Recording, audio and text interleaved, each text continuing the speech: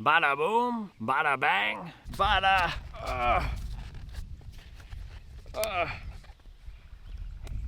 What the heck? It's seriously not going in.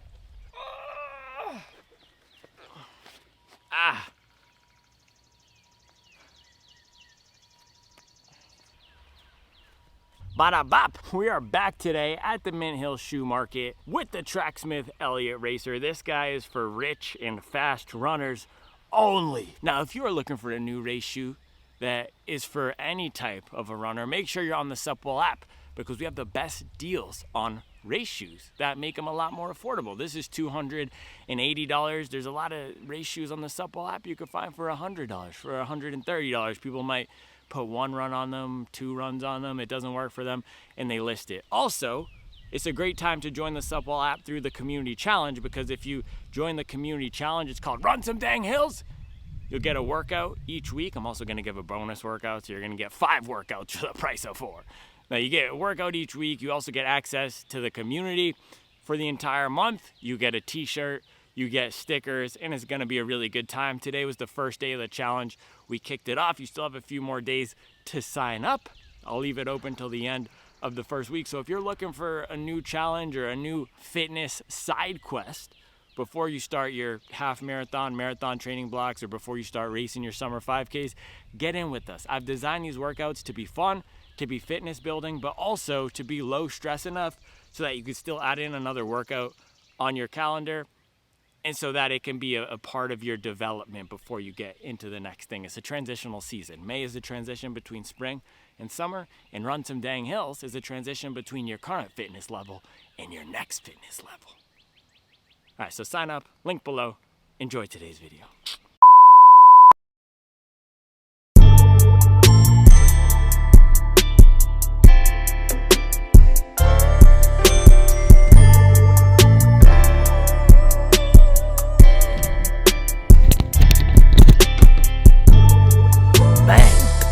Look at these things.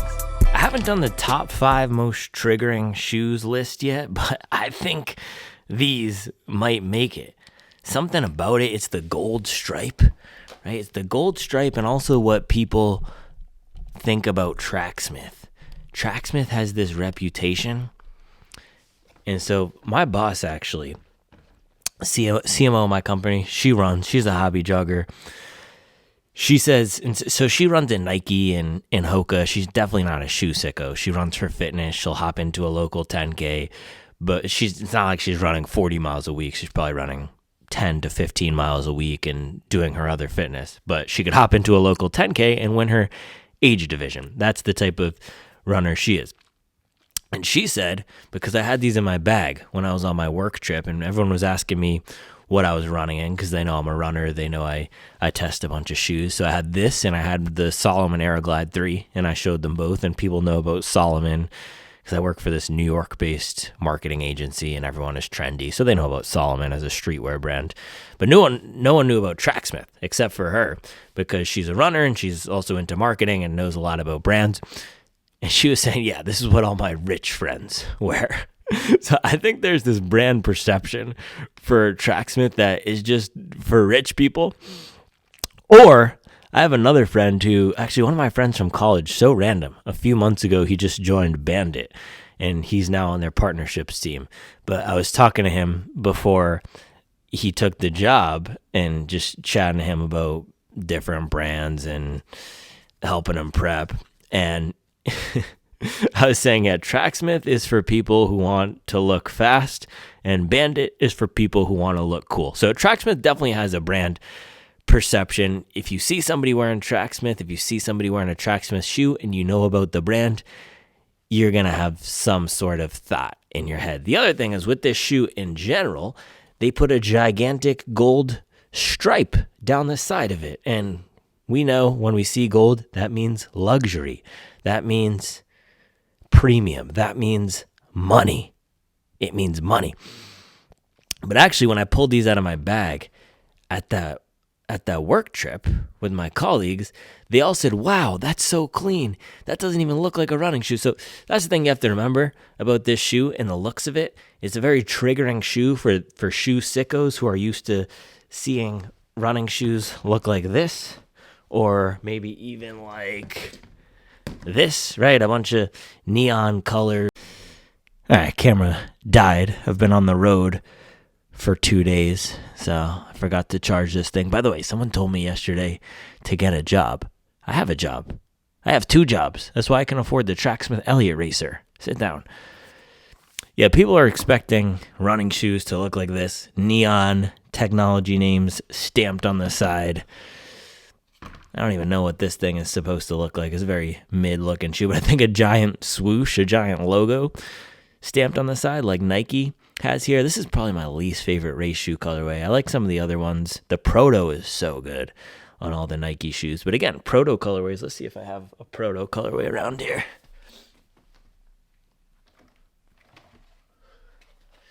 Yeah, look at this. Proto colorway. It looks technical, unfinished, raw. You get the orange. This is highly polished. This looks like a fashion shoe, and that gets some people mad. It triggers some people. This is not what a running shoe is supposed to look like. It's not. It's a lifestyle shoe. That gets people so mad. I don't understand why that gets people so mad. Why do you want things to look a certain way? It's like saying someone doesn't look like a runner. What does that mean? Huh? What does that mean they don't look like a runner? It doesn't look like a running shoe.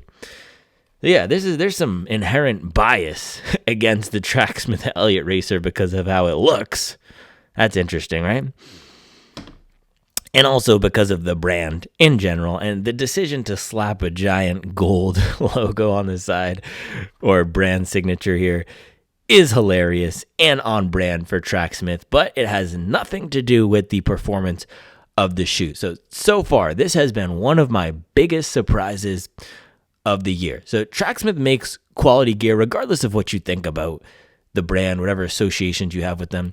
They invest a lot in running. They show up at all the majors. They do a lot of cool activations. I actually got my Chicago Marathon poster stamped. I got my PR poster there. So they do a lot for specifically at the majors and with marathoning, but also at all levels of running. They quietly do a lot. So they're a cool brand. They represent the amateur spirit and they make quality gear. They do. They have a lot of solid pieces, and I know there's a bunch of new brands popping up. Like Soar is one that I've tried recently that I like. There's the Bandits of the world. There's a ton of other performance running brands out there that you could buy gear from that aren't the big ones. There's the CLAs of the world. So there's a lot of competition, but Tracksmith is one that's been doing it for, a decade now and putting out quality gear. So it's not a surprise to me that they came out with a quality shoe, but coming on the heels of the Eliot Runner, let me go grab that one. Eliot Runner here, I was not quite sure what to expect. So this was Tracksmith's first attempt at a shoe. Daily Trainer, very traditional feeling shoe. It's not super max stack. I don't know if I've actually ever put this through the stack rater. Let's do that right now just to see. But the forefoot is low. This is a 10 millimeter drop shoe, so it doesn't feel like what we've come to expect out of our 23 millimeters, 24 millimeters in the forefoot here. It doesn't feel like what we've come to expect out of a lot of our shoes in 2023, 2024 when this dropped. So let's get a quick stack check on our friend here. So boom, look at that. Brand new. I've never even put my foot in this thing. 35 millimeters in the back here, about 24, 25 in the front, roughly 10 millimeter drop. So very traditional, lower, also firmer, even though they have the drop-in Piba insole in the Eliot Runner. This is a firmer ride. It's not like a Neo Zen or a Nova Blast or even a Saucony Endorphin Speed, even though it's 100% of the race foam in here. So I didn't know what to expect with the Eliot Racer. And having a few runs on this now, I can tell you it is all the way on the other end of the spectrum from the Eliot Runner. You have a super soft step-in feel here. They have the same drop-in, but it is thick. It's about 20 millimeters. It's dual foam, so the bottom layer, like the On Cloudboom Strike, which has a similar construction, is firmer. You have the carbon fiber plate, and unlike the Eliot Runner, look at that. Beautiful rocker. So I did a 23-mile long run in this out of the box with some threshold repeats. And that was a weird workout because my legs were tired. I hit the first set of threshold at a decent pace, and then I had to do 2 by 2 miles of threshold at the end, and I wasn't quite feeling it. And I also got chased by a dog, so I wasn't able to hit those as hard as I would have liked. And then Tuesday morning, I ran this again before I went on my trip, and I did 12 by 400 at 5K pace. So every 3/4 of a mile, I would crank the treadmill up to 12 miles per hour, so 5 flat pace, and let it fly for 400. And these felt so good. At those paces, I'm landing up at the front here, and this rocker combined with the soft foam was just so bouncy and easy to run. And that's a quality that I always look for in shoes, whether they're training shoes or racing shoes. Is it easy to run in? This has it. And then the other thing is, so you have the rocker at the front, and it was great for popping off. But then in the back, anytime I was jogging, so for those recovery sets, it felt so soft and so bouncy. So a big surprise for me was how versatile it is, and also just how good it felt. This is maybe the most comfortable race shoe out there. Maybe not the softest, because the Saucony Endorphin Elite 2 is the softest, but this feels more normal to me, which I like. And then it feels really controlled for those faster reps. So a big surprise so far. I am really happy with it. We're going to put it through some hill sprints this morning for the first workout of the Run Some Dang Hills Challenge. And we'll see how it does for some maximal effort reps. So let's go lace this thing up.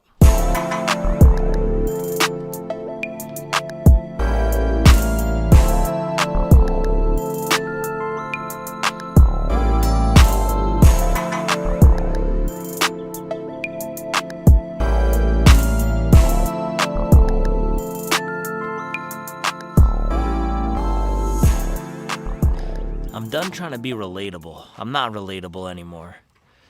I have 150 shoes. I have $7,000 worth of carbon sitting in my office. I'll let you guys have fun in your little Nike Zoom Fly 6 EVA. I'm going to be running in my $300 Tracksmith shoes. I'm going to start daily in these. You know why I love these shoes?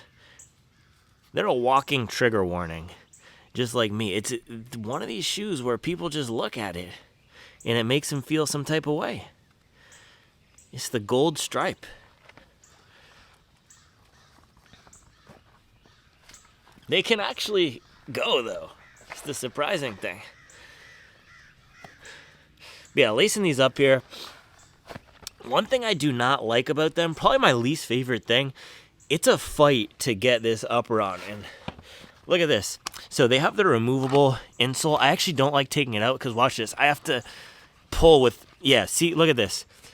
You see this part right here? This is the insole getting jammed up in the mid part of the shoe.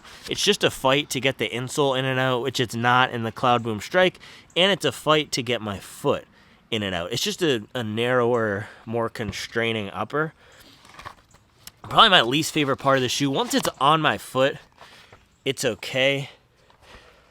I think the laces actually might have come untied once when I was on the treadmill as well. So they're these flat laces.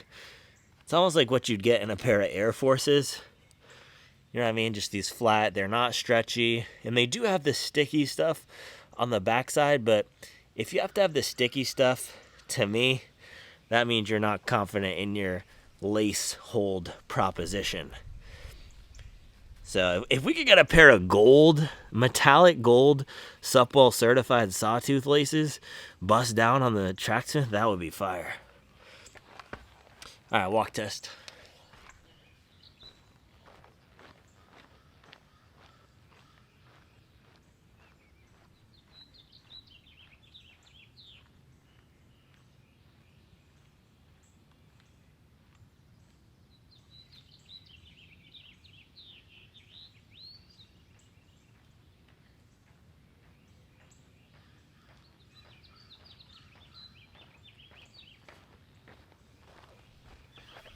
You know what else is oddly triggering for some people? The bird sounds. And I don't know if it's a Rorschach test. if you're an angry, just upset person deep down inside, you just hate bird sounds. But you'd be surprised how many people will leave comments about the bird sounds upsetting them. So we might have to do a trigger warning on that as well anytime before I come outside. But I really enjoy the bird sounds. We're out here in nature, and here's the thing, look at this. And I'm telling you, anytime we drive back into this neighborhood, the air out here is just different. We're about 25 minutes from the city center in Charlotte, and coming out here to Mint Hill, we're deep in the neighborhood. We're about 1.5 miles in. You have to go 1.5 miles that way to get to the main road. You have to go 1.5 miles that way to get to the main road. And these main roads are the main roads that connect to other main roads. So it's not like the highway. We're about 4 miles from any highway. So the air out here is the purest, cleanest air that you're going to get within 15 miles of the city center. It's beautiful. And look at all these trees that are keeping the air clean. We got a lot of trees. There's a tree right there, and the sky's blue. So for me, when I come out here and I hear the bird sounds in Mint Hill and I'm looking up at the sky and it's cerulean, it makes me feel a calmness and contentment.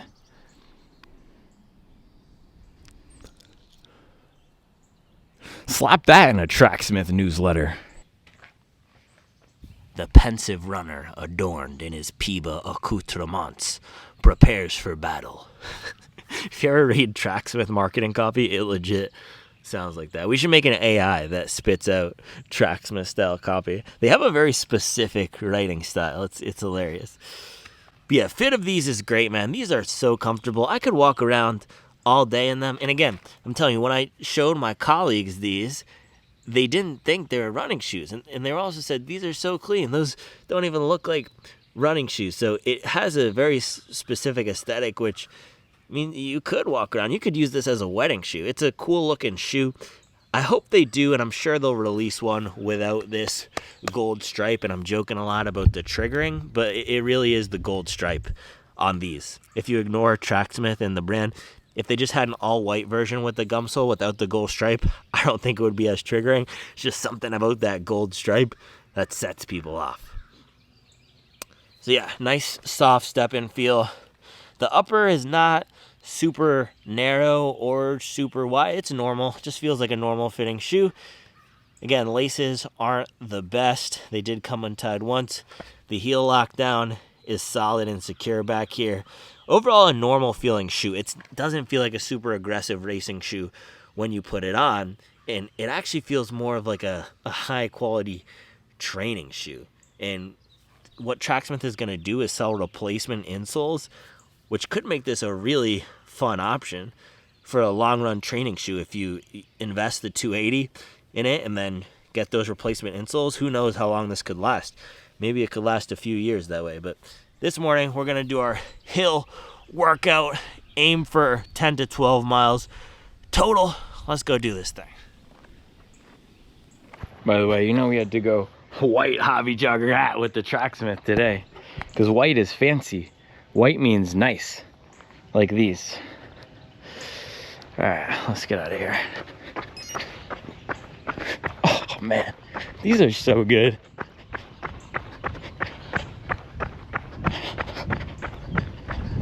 And the thing is, yeah, they're $280. But let me tell you this right now, not every $280 shoe is good. These are just so easy to run in. They're a little Primex Strungish with the squish and the bounce. I also ran the Cloudboom Strike earlier this week. Again, I'm not relatable anymore, so I just daily my race shoes. That's my new thing. So compared to those, very similar. This has more of a rocker than the Strike. And the bounce is just incredible. This is really a special fun shoe. Comfort is great. Bounce is great. The fun is there. What more could you want? I also saw one of Tracksmith's athletes. She ran 2:36 at Boston in this.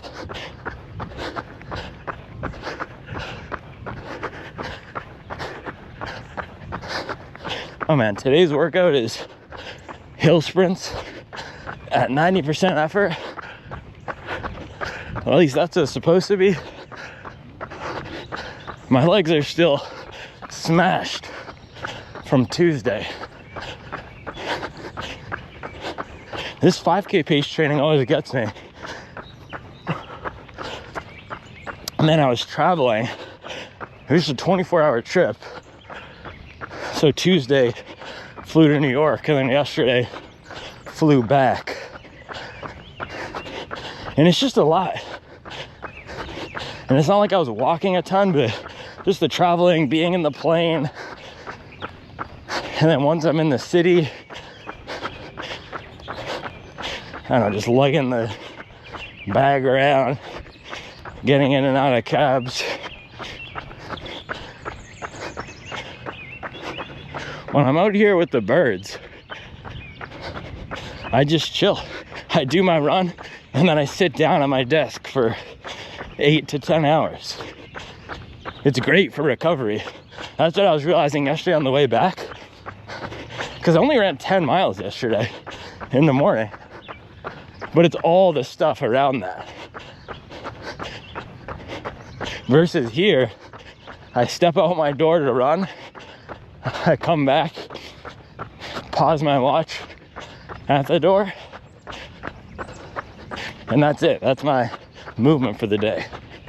There's nothing else. It's the beauty of working from home. Trigger warning for anyone who doesn't work from home.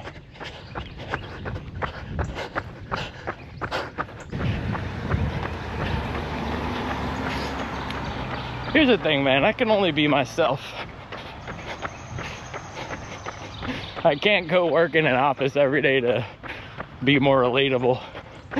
I can't delete all the 150 shoes I have to be more relatable.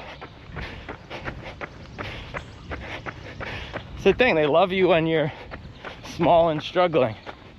They don't love you when you have 150 shoes. That's okay. I just wish more people could relate to the daily grind. For some reason, not everybody sees it. I don't know if everybody sees that we go every day here. They just see the $7,000 worth of carbon. And I was talking about this yesterday, but my paces aren't relatable either. I'm too fast for the training shoes, and then I'm too slow for the race shoes.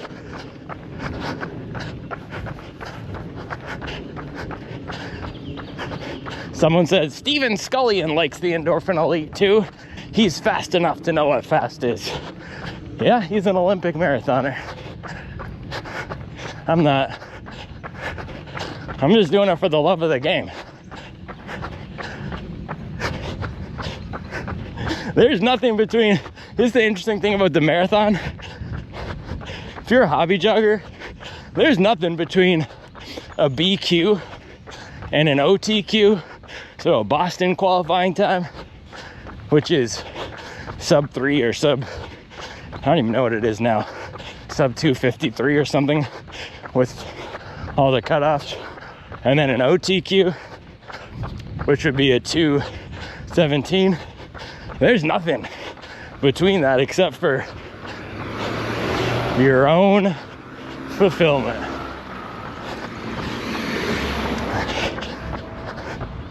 And that's why I run.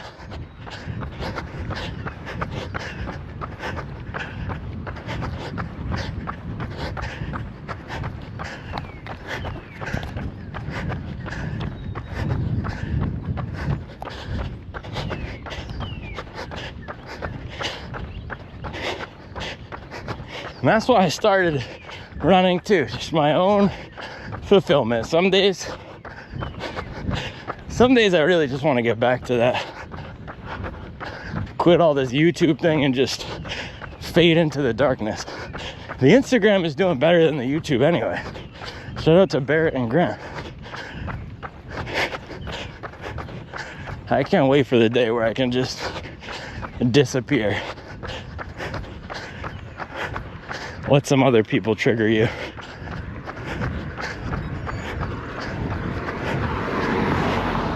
Man, mile 1, 7:53. That is slow. Holy cow. Man. Yeah, I was traveling. So I was saying, my legs are just shot. Gosh, that was a lot slower than I thought. Yeah, I might have some changes coming around here. When I stop running with the GoPro, it just slows me down. And everyone skips to the end.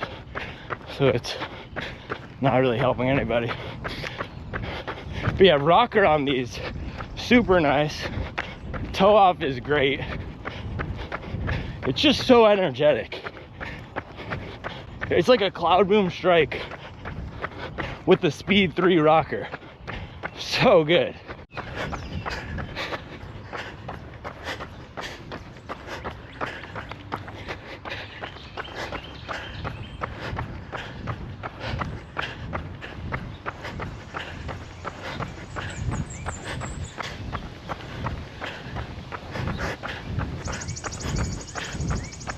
Mile 2, 6:59.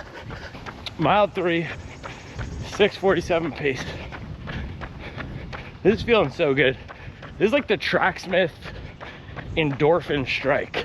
Bouncy, rockered, comfortable.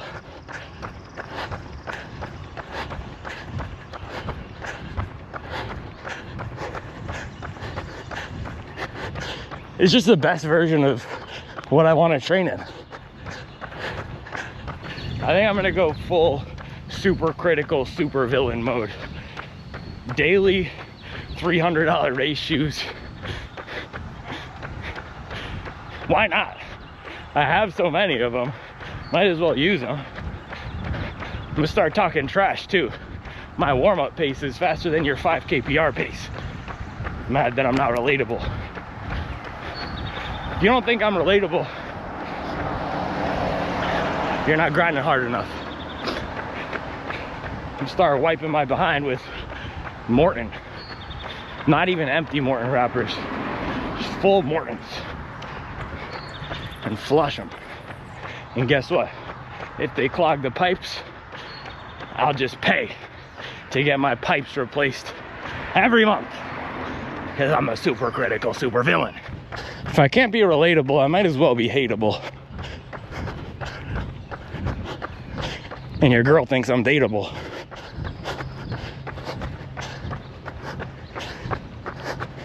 And the shoe tube goat, that's undebatable. If you can't relate to it, hate to it. Nobody watches this part, so I might as well have fun. I might start giving out free merch discount codes in this section to thank the people who do watch.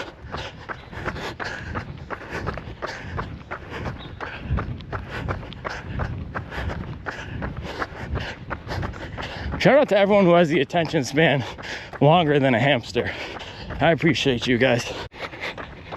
Yeah, this is the middle part of the story, so I think just leaning into the hateable thing, because in the beginning they love you, they relate to you, and then when you're at the top, successful and fast, you're aspirational. But right now I'm just nothing, so we gotta find something for them to latch onto. The hate. It's the hate.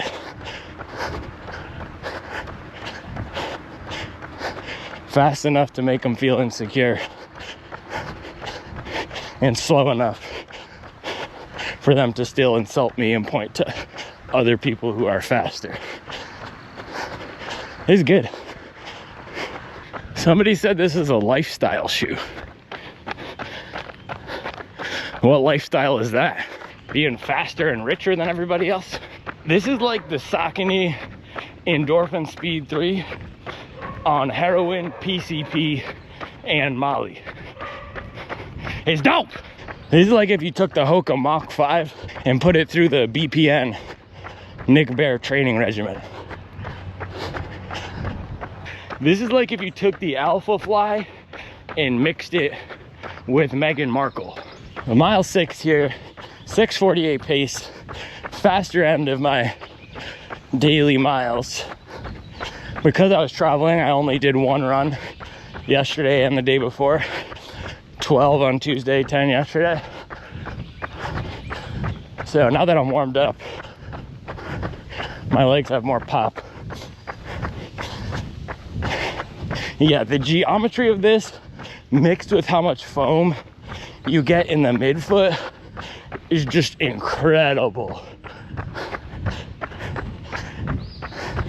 It really is that running on clouds experience. I think it's more comfortable than the Strike. This might be winning me over versus the Strike. And the thing is, there are faster shoes than the Strike. So I'm not gonna pick that if I want the ultimate speed weapon. So I'm okay with sacrificing some of that top end speed in this. But we'll see how it does on these hill sprints. I'm gonna start them in a second here. I'm gonna do a hard 2 minutes up this hill to get the legs warmed up. See what that's up. Oh gosh. God is punishing me for talking so much trash this morning. That felt miserable. Probably should have done some strides. Yeah, it's one of those days where 640s feel effortless and a 6 flat feels miserable. It's like my slow twitch muscles are fresh and my fast twitch ones are just toast. So the goal for this workout is hill sprints, build strength and power. The idea is to run them at 90% of max effort. And guess what? Our 90% max effort is going to be different depending on the day. That's the great thing about training by feel. So I'll just see what I have, take full recoveries between these, probably 2 minutes each. Yeah, and we'll just see. This part of the neighborhood can get weirdly busy sometimes, even though there's a cul-de-sac right here, but I think it's because, yeah, there's a car coming right now. I think it's because one of the through roads is right there. So I'm gonna go from the bottom to the top of this little ridge right here. Should get a drone, fly the drone right in the middle here. Then I'll look faster. That's the thing, people look faster if they're getting filmed. So I'm saying, I'm gonna ditch this GoPro. It's just not working.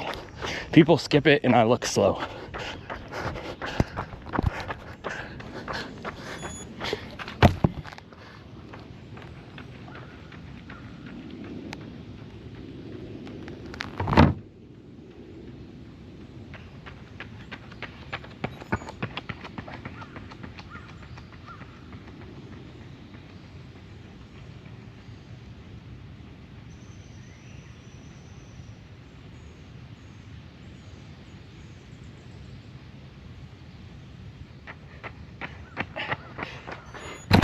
And I can't even properly set it up. There we go. Well, that was the first one. Slower than 5K pace.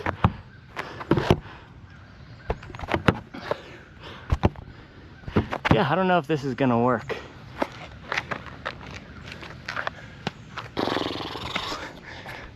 All right, I guess I'm just gonna accept the fact that I'm slow and hold it.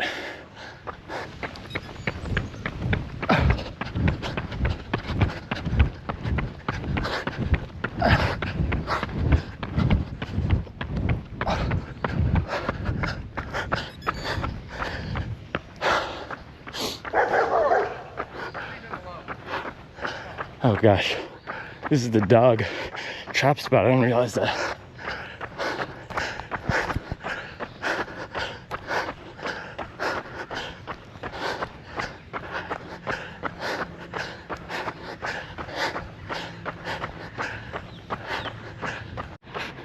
I think I'm Big Meech, huh?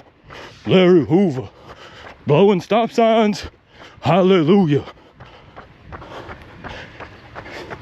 Alright, I'm gonna do them here. Rep 3.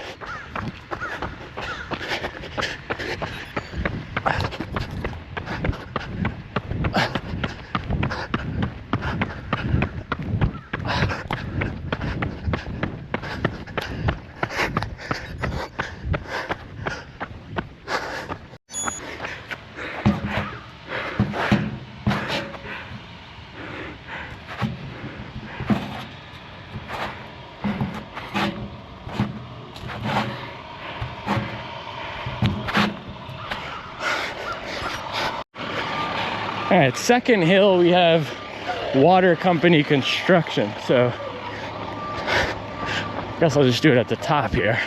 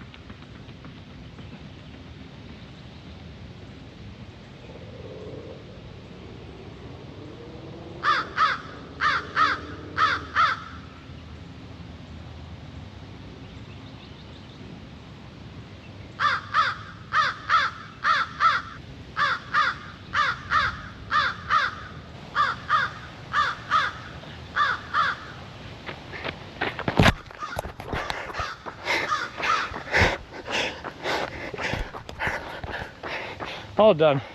Sometimes 90% effort is more like 80% effort. I only hit 1 or 2 of those at a pace that I'd be proud of, but this is what I put in the app. You can always do more reps. You could go again later in the week, but you can't take back an injury.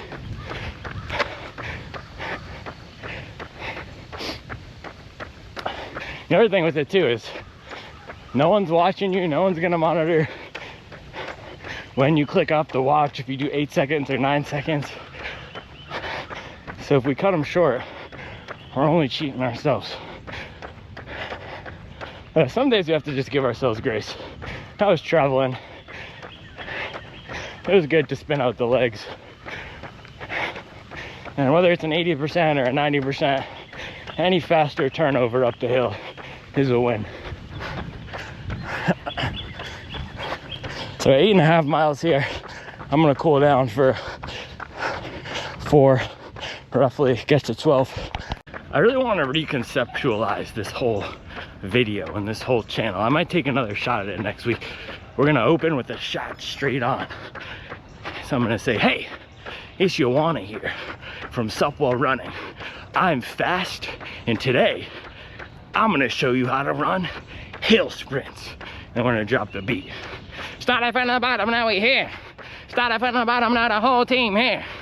And cut to a drone shot of me sprinting up a hill, slow motion. 7-minute video. If you want to be aspirational, your videos have to be short. That's what I've learned. Oh man, I'm gonna have to go the other way. I can't get near working class people with my Tracksmith on.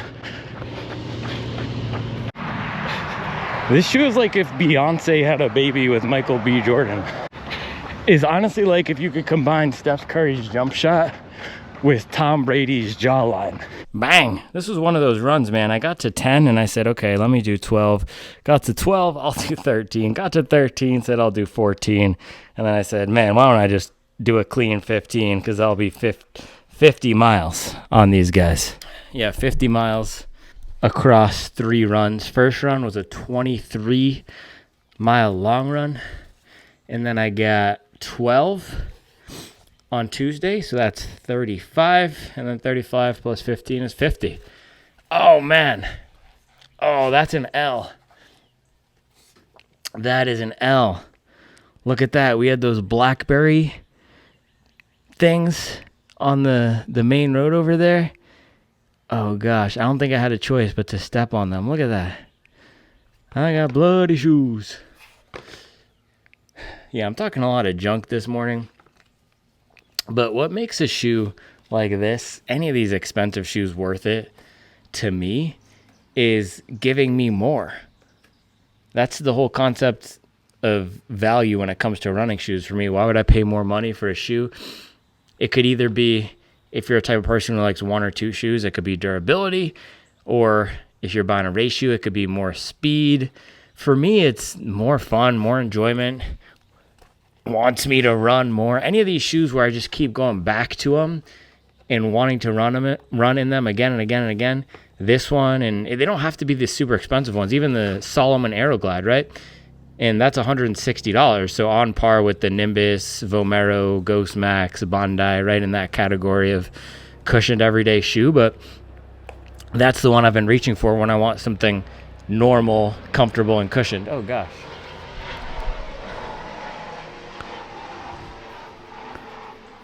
The plane must have been going right over our house. That was loud.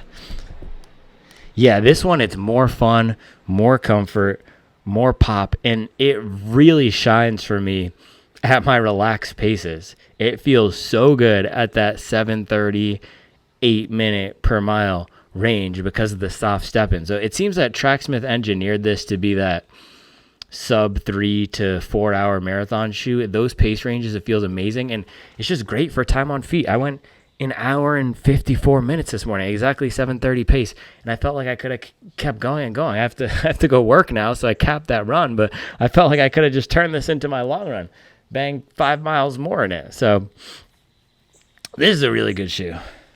Sorry for anyone who's offended.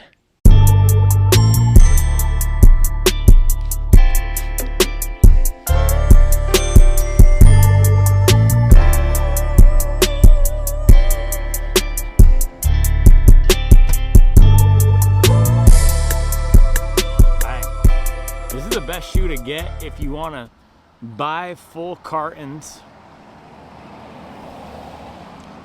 of blackberries, dump them out on the ground, and just stomp on them, because that's how rich you are. Berries are expensive these days, man. There's all these memes on Instagram about moms, and they post these memes about how they'd be pulling up in Ferraris if they weren't buying berries for their kids. But yeah, accidental berry stompage here. It looks like a massacre. This is blackberry, trackberry, clickety clackberry, boomberry, zoomberry, rocket shoot by. Mountains and fountains rain down on me. What a jamboree. That's a bar. You guys know that one? Bruce Dagan. Shout out to Bruce Dagan putting in the work. All right, let's throw up today's run. We got 15 miles, day 1. Workout 1 of the Run Some Dang Hills Challenge. Shout out to everyone who's joined already. So we're doing 4 weeks of workouts. First week is this. Can't give away too much. I did the mileage degenerate level. We have those 4 levels for people. I actually think I'm going to change the name of the first level. I'm going to post on the app and change the name. I don't like the name we went with, and I have something better.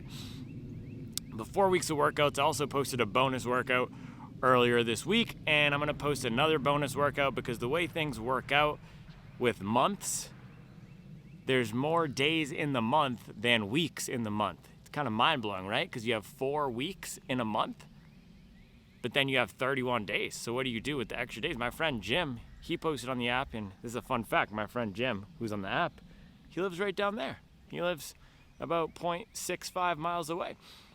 But he posted the calendar. So May 1st to 10th is week 1.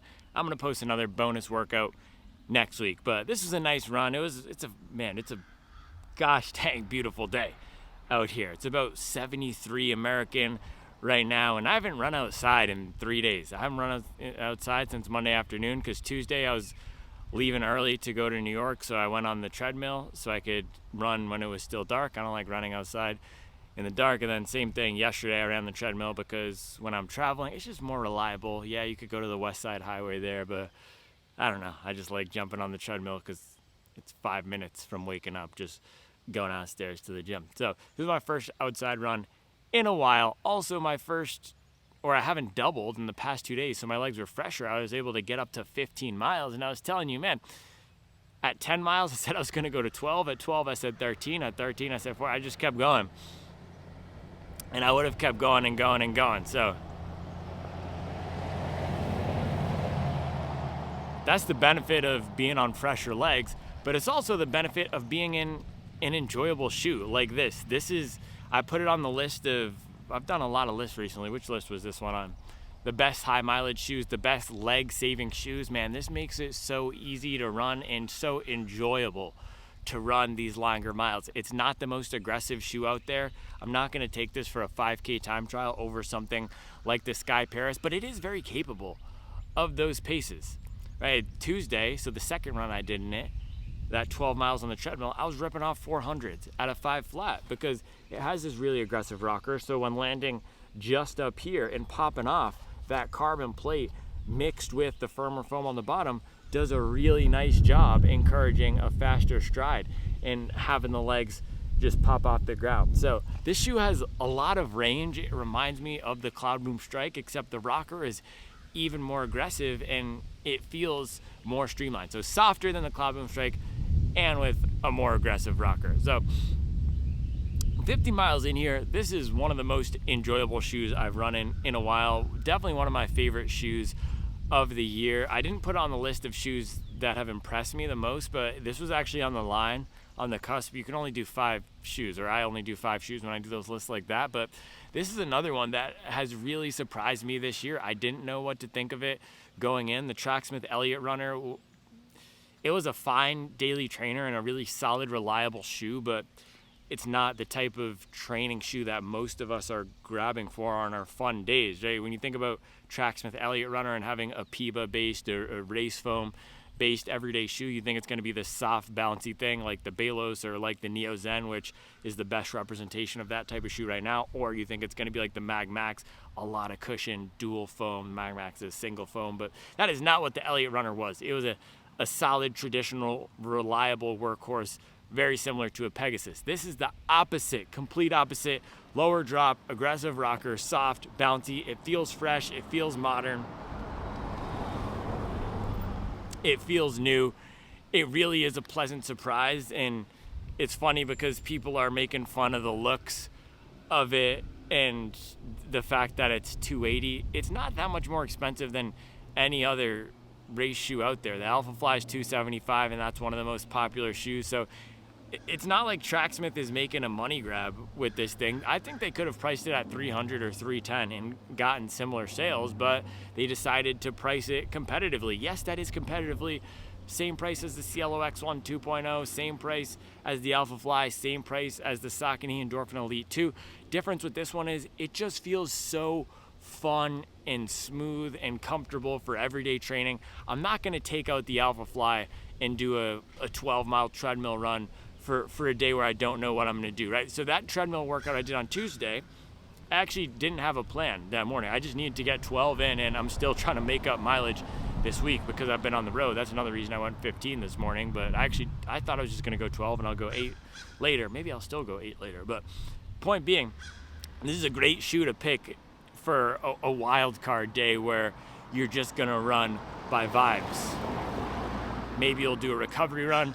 Maybe you'll end up doing hill sprints. This thing can really do it all. So that's what you're getting for $280. It's the best version of those hybrid training shoes. Like the Nike Zoom Fly 6, which I found exceptionally disappointing.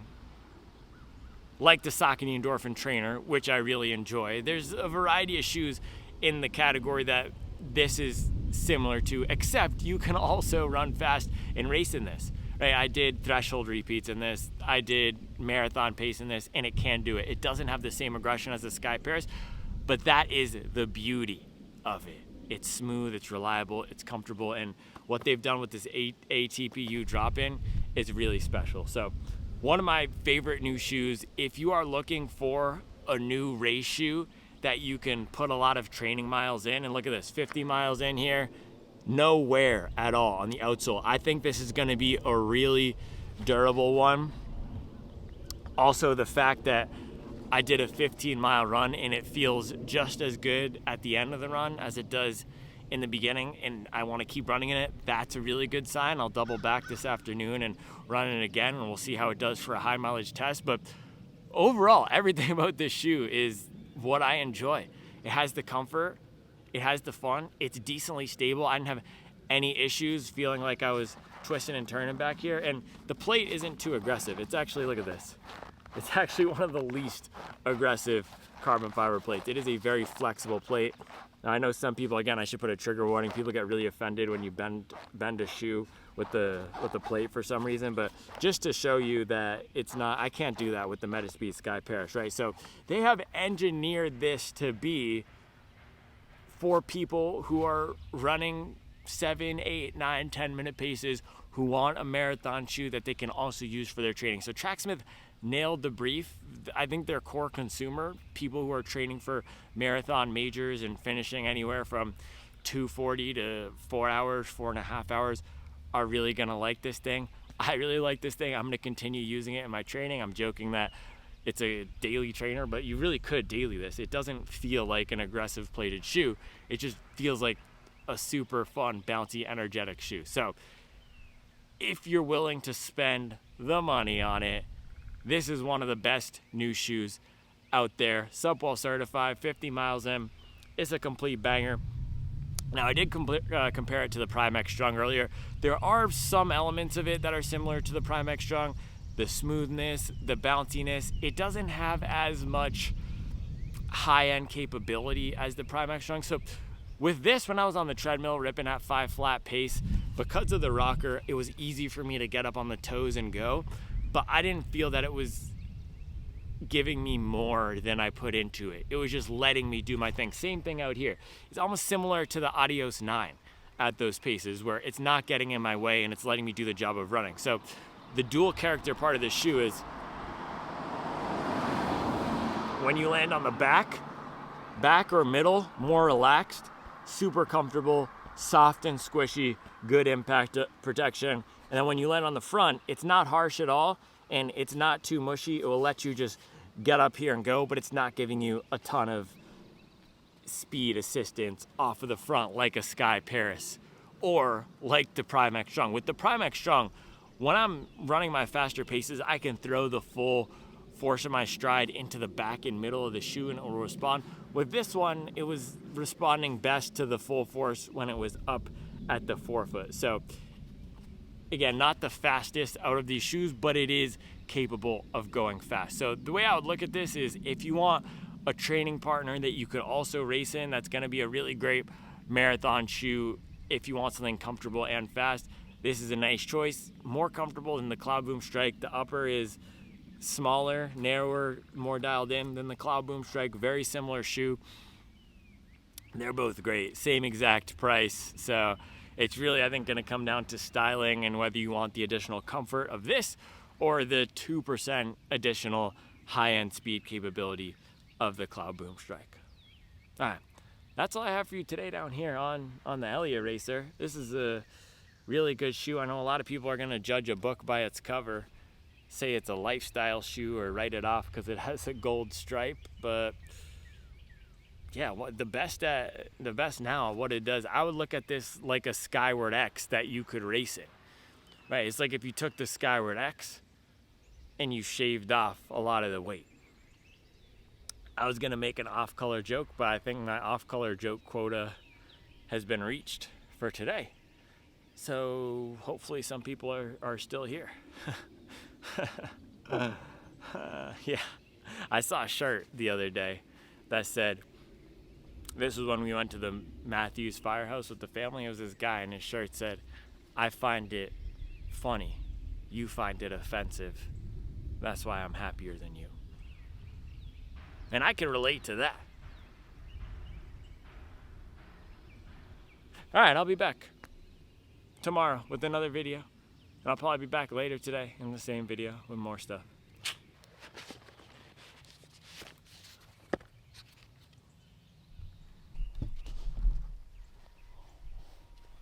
All right, we got the Refuel bubbling in the kitchen. Made my second coffee, and then I'm doing a vegan, creamy, simple pasta. I'm gonna throw some tomatoes in here. These things are incredible. There's just some organic cherry tomatoes. Look at these. So colorful. Super good. So I'll cut these up, put them in there. I'm just gonna do some of the vegan butter, oat milk, vegan parm with the, what is this pasta called? Falafel? It's the bow tie pasta. And then I have the vegan sausage as well. I'll probably try to throw something green in there. Look who it is. Look who it is. Do you miss me? I thought you were walking. Oh no, you were folding laundry.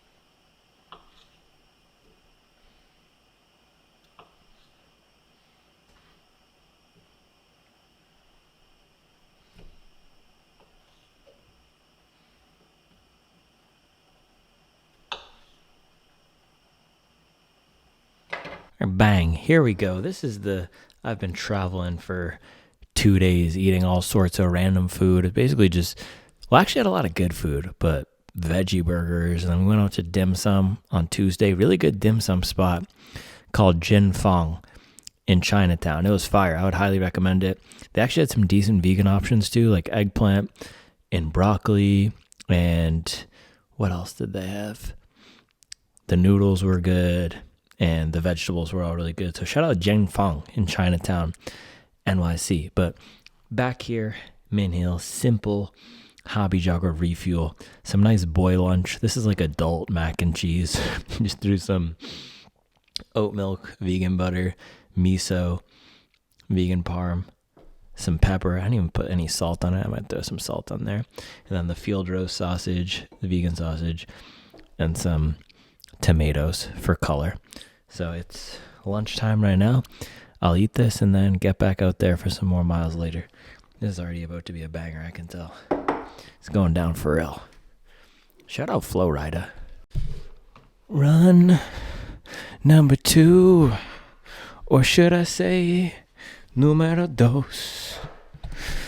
It's run number 2. So the end of the video is close. We got a shoebox. What could it be? $321. It's probably the and I will run in it tomorrow.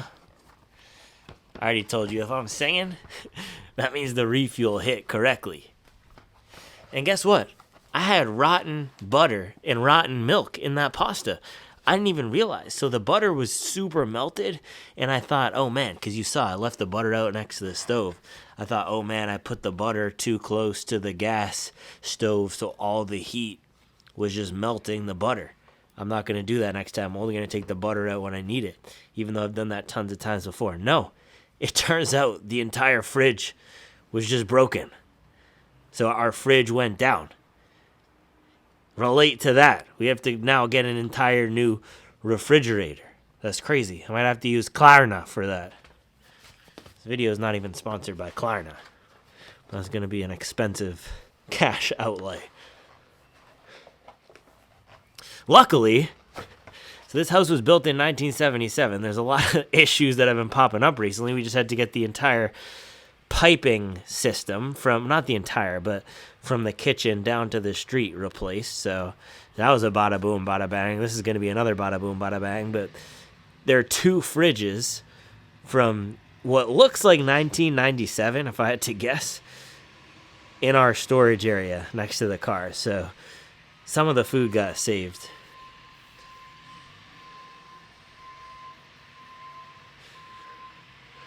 All right, let's get these miles in.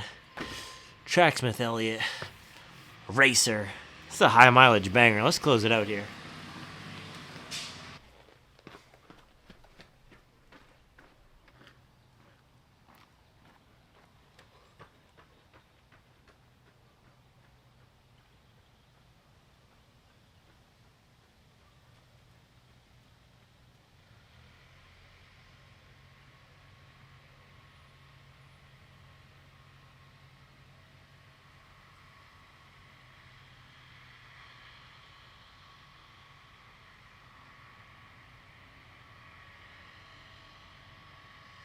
Oh man, I don't have that much time right now, but we finished 8 miles, closer to 8.5. If I had stopped at 8, would have had more time. But yeah, this is a great shoe for being out there for a long time. And let me clarify my position on things, because I know with the internet things get misconstrued, and my ironic humor sometimes does not translate.